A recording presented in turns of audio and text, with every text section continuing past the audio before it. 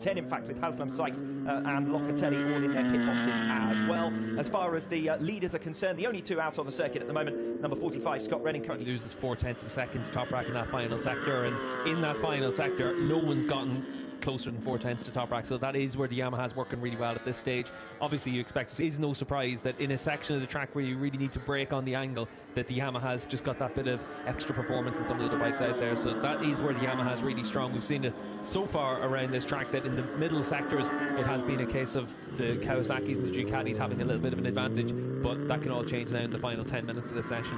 Yeah, so it's not sort of a Ducati problem in that last sector, it's more about Top Rack and the way he works with his Yamaha. Yeah, everyone's going to have a bit of a Top Rack problem in that final sector, and you can see for Lowe's making his way out of the pits. He's already put 11 laps under his belt, and that's good to see as well, considering the injuries that he's had over the course of the last few rounds. And hopefully for him it is a case of being back on form and back to closer to full fitness and being able to ride a little bit more uninhibited than he had been in recent rounds. Several riders though waiting a fair while before among them.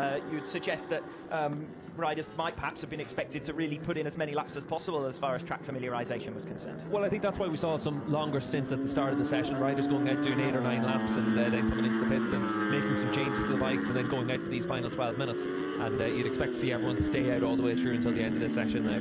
Yes, KRT leaving it late to return to the circuit, as we've been saying, but a couple of other riders also out onto track. Andrea Locatelli and Tati Mercado just completing their installation laps. Not quite sure what Michael Van der Mark was waving his hand about there. We might be about to see it. Big moment there as he back shifts down in towards those ever tightening right-handers at the end of the lap, and for Van der Mark, he's able to at least live to fight another day, and he's going to rejoin the track and still be able to set some times. This him just coming through turn 1 down in towards 2 and 3. This is one of the tighter sections of the track, but it opens up from 3 onwards through turn 4, 5, 6. It really is opening up all the way through until we get to turn 10 at the end of the back straight. Scott Redding's just gone across the line for a new personal best, 1 minute 37.504 for Redding. So the standings now with just over 10 minutes remaining. Razgatlioglu 9/10 clear, Rinaldi second fastest, Bassani third fastest, Jonathan Ray fourth, and Scott Redding fifth. A fair number of Ducatis up towards the front of the field. Yeah, and certainly that's what Scott Redding's going to expect to see through the course this weekend, is that Ducati have the performance to be able to get to the front. He wants to be a spoiler. As it is right now, he's 5th fastest, but you'd expect to see him find some performance as we move through the sessions today. But Ducati, they can be that spoiler if the bike works and it's in that right operating window. We've seen them so strong all the way through this season. This could be one of those tracks that really does suit it, and the reason for that is we're going to have really high track temperatures. We're at 63 degrees track temperature at this point, and it's only going to get hotter through the rest of the day.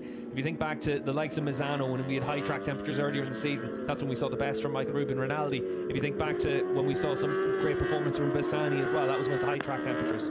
Yes, at what track temperature does the track temperature indicator start to break? Because if it's going to happen, it's going to be the up. It's already the temperature right up there. Well, I think the humidity meter is definitely broken, because it's only saying 58, and it certainly feels a lot more than that, than 58%. But it is hot and sticky and difficult conditions for everyone here in Indonesia. And speaking to a lot of challenges that they'll face this weekend, one of the big things is just getting your body to cool down after you've been out on track. That's why we're going to see the riders with their little paddling pools out the back of the garages, and they'll get straight into that once they finish a session.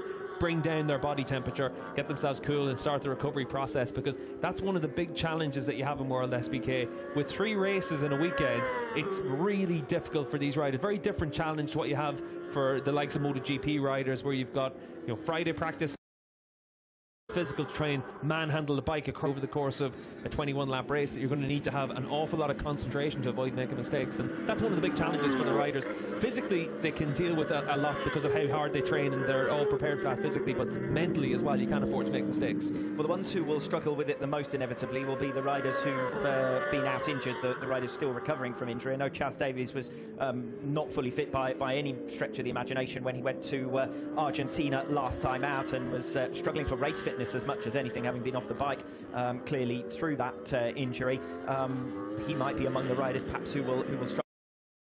of Chaz's favourite tracks, one of the places he went really well, because traditionally his fitness has been a big advantage for him, and that is one of the areas where some riders in the past had a big advantage over others. Now pretty much everyone on the grid is super fit, and that advantage that you might have had, it does get minimised quite a bit. But if you just have that small 1% advantage, it can make the difference over the course of 3 races in the weekend. Yes, he's not shy of the mountain passes, is he? A little bit of cycling up in Andorra. Yeah, and you tend to see with all these riders, when you look at their social media, it's always in the middle of race weekends, or the gap between race weekends, they're training hard, they're all out cycling or hiking or running or one thing after the other. And I think here in Indonesia we've seen quite a few of them out swimming as well. Or just before race weekends if you're Scott Redding, of course. Yeah, and obviously for Scott, that gap between Jerez and Portimao, cycling between the 2 tracks, it was an interesting way to get himself ready, but it worked. He had a great weekend in Portimao. Yes, anyone who'd been criticising him prior to that weekend for the decision to exert himself between 2 rounds quickly had to eat humble pie after a brace of second positions over the course of that weekend.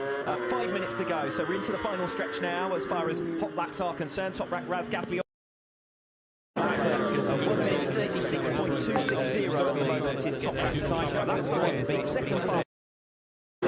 He's just trying to use the place to get as